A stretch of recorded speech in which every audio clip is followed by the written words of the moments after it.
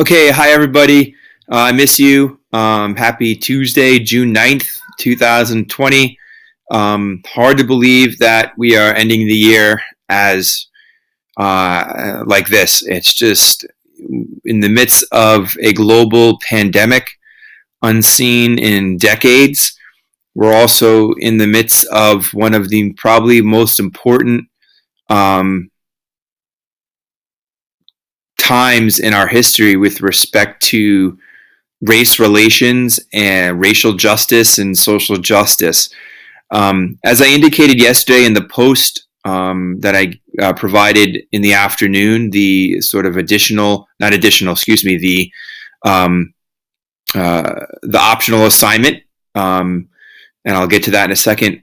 Um, this issue of the racial injustices that we've witnessed over the past several months with the murders of three African Americans, two of them at the hands of law enforcement, is something that is most appropriate for the classroom, where we can see each other, where we can discuss with one another, and where we can share perspectives and we can interact. It's certainly not ideal to have this conversation over the web. However, we can't meet, obviously, and I don't think it would be right if I let this situation go unacknowledged by myself. I think it's my responsibility to try to cover some of the material as best I can. We obviously don't have that much time left in the school year. Your last day of grades are going to be due, assignments are going to be due for me Thursday of this week. But with that time, I wanted to try to put something together so that those of you that wanted to learn more, and I hope it's all of you, could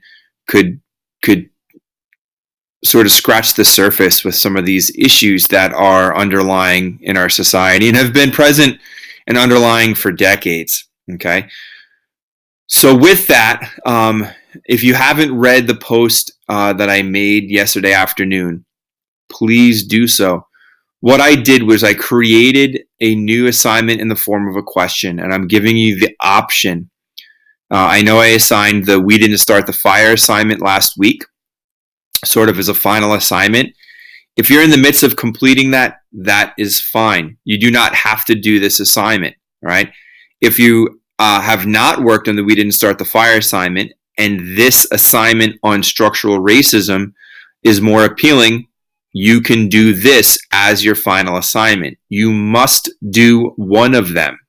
Okay, you must complete one of these. Okay. That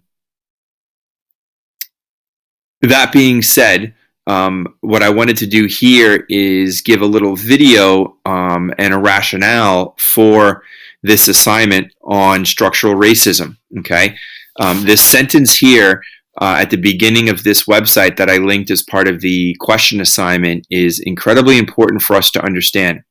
Structural racism is not something that a few people or institutions choose to practice. Instead, it has been part of the social, economic, and political systems in which we all exist. It is part of America's past and its present. Structural racism as a term, it's something very, very important for us to understand. And it's also important for us to recognize that we may have different opinions on how much how the amount of structural racism that there is. And we may be even able to supply different, pieces of evidence to support those opinions. But one thing that we cannot deny is that racism has existed and has continued to exist in our country. And that does not mean that we take this as an opportunity to pick individuals out as racist in a conversation about structural racism. Okay. Yes. Is it important to hold people accountable for conducting themselves and behavior that is unlawful and is as the result of racist ideas? Absolutely. Structural racism is much bigger than that. Okay. Structural racism is the result of policies. Some of those policies from decades ago, but the effects of those policies have been ingrained into our society, so that we live in a world today in the United States that simply aspects of our culture, aspects of our government, just plain and simple, do not treat African Americans the same way that non-African Americans are treated. Okay, so structural racism. You need to read more about it here. Okay, I'll let you do that on your own, but I'll begin. Sort of repeats what I just explained: a system in which public policies, institutional practices, cultural representations, and other norms work in various and often reinforcing ways to perpetuate racial group inequity. All right. So one way to think of this is when, think of how we view certain people and then certain people from certain races. All right. If our viewpoint of a black man is consistently the same way, all right, that might be the product of the way that black men are falsely represented in society, and therefore our viewpoints of a particular person, in this case a black man, is structured to be that way. So that doesn't necessarily make you individually an overt racist, but it does make our viewpoints shaped by an element of racism that is prevalent in our society. Okay, so what I think that structural racism actually does is, in some respects, depersonalizes it. It allows us to have a conversation about how policies, practices, and viewpoints are racist and have produced racial inequities and racial injustice, without calling each other racist or non-racist, right? I think it allows us to hopefully begin a conversation in a more positive place. Okay, so continuing on, it identifies dimensions of our history and culture that have allowed privileges associated with whiteness and disadvantages associated with color to endure and adapt over time. Structural racism is not something that a few people or institutions choose to practice. Instead, it has been a feature of the social, economic, and political systems in which we all exist. So when we say privileges associated with whiteness, okay, one of the most basic privileges that whites experience, all right, is the fact that we get to learn about what racism is, right? Whites, hopefully whites, certainly in my predominantly white household, I teach my kids not to be racist. They're fortunate to be taught what racism is, right? And they're fortunate to be taught not to be racist, okay? Blacks don't have that privilege. Think about that. African Americans experience racism, okay? So yeah, they're taught about racism, and their parents teach them about racism, but they teach them about racism in a different way. They teach them on how to avoid being a victim of racism.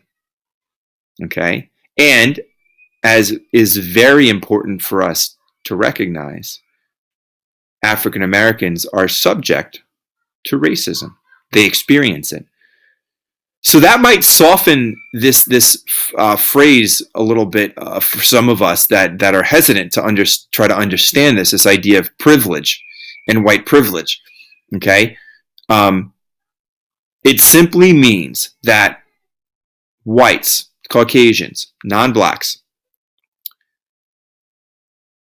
may certainly have hardship, may grow up in destitute, impoverished, very difficult circumstances. Okay?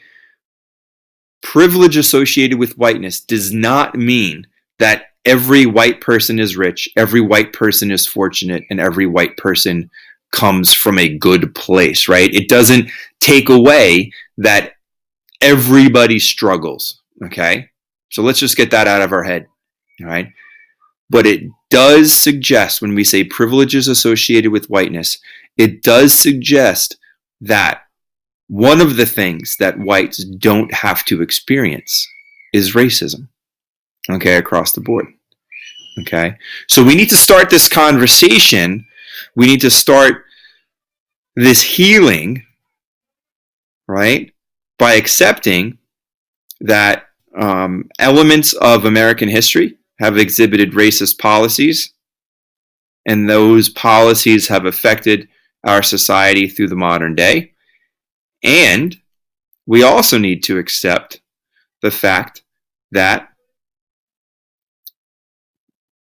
African Americans experience racism and understand racism in ways that whites cannot and have not been subjected to.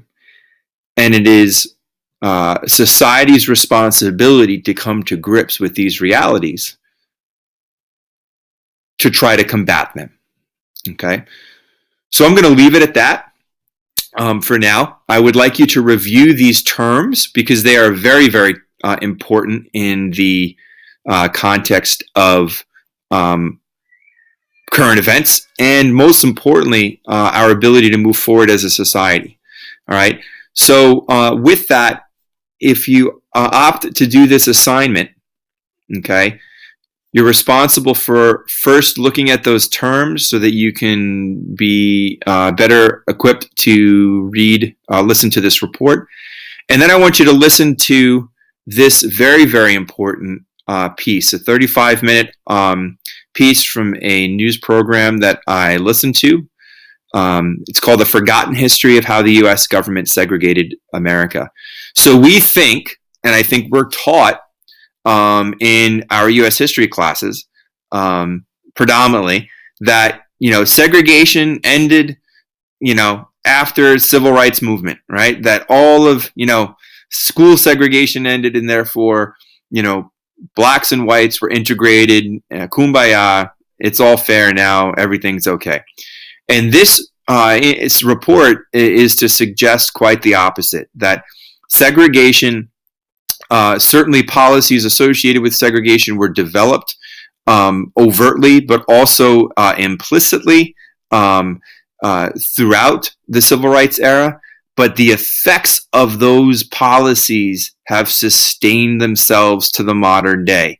And Long Island is a great place to look for the effects of this. Now, we are all very, very fortunate, and you're probably very aware of the fact that we live in a quite diverse district. And that's one of the reasons why I chose to come to Bayshore High School as a teacher. It's one of the reasons why I'm proud to have grown up here, and it's one of the reasons why I bought a house here to raise my family. But we know that a lot of the rest of Long Island is not as fortunate as us, and that school communities and school districts are largely segregated. All right, predominantly white or predominantly minority. Okay. Now, that being said, this explores the policies that sort of set that in motion, explains why communities today continue to be why they were segregated, why they continue to be segregated, and also discusses the social and economic impacts that those policies of the U.S. government from decades ago have had on the lives of African Americans today. Okay, and these policies are racist policies, all right? And while they're not the policies of the U.S. government today, their effects are long-standing, and it's something that our society hasn't fully grappled with. So, again, if we're going to sort of scratch the surface and begin to understand why there is so much frustration, why there's so much anger, why there's so much pain and hurt coming from Black communities today, as expressed in the protests in the wake of the murder of George Floyd, Breonna Taylor, and Ahmaud Arbery. We need to begin to understand how certain aspects of American history created policies that put African Americans both directly and indirectly into the situation that they find themselves in today, and that a lot of the viewpoints that stereotypes or negative images that people have are largely the product of these policies and not due to some inherent difference or innate difference between the races, which again is overt racism. So I hope this has made sense. I hope that this has clarified my expectations and my goals for this exercise. I hope that you can learn from this. I hope that we can approach this with an open mind. And I hope that we can, as Bayshore students, and especially as you guys as sophomores, can be in the vanguard, in the leadership of just first, very simply coming to a greater understanding of some of the issues that our country needs to deal with. And that doesn't make us unpatriotic. It doesn't make us un-American. I actually think it makes us more American. It makes us able to extend the equality and the ideas contained in our Constitution truly to all people, because they're extended to all people on paper. But as structural racism suggests, these opportunities have not been extended to people of color, and in this case, specifically African Americans, over the 20th century. And we can and we need to do better. And I think that this is a very understanding this stuff that I presented here is a very small step, but it's a first step in how we can move forward. So please reach out if you have any questions or concerns via email. I hope I don't know if I should say enjoy, but I hope you get something from this. I miss you all, and stay healthy, stay safe, and stay hopeful. Okay? Love you guys.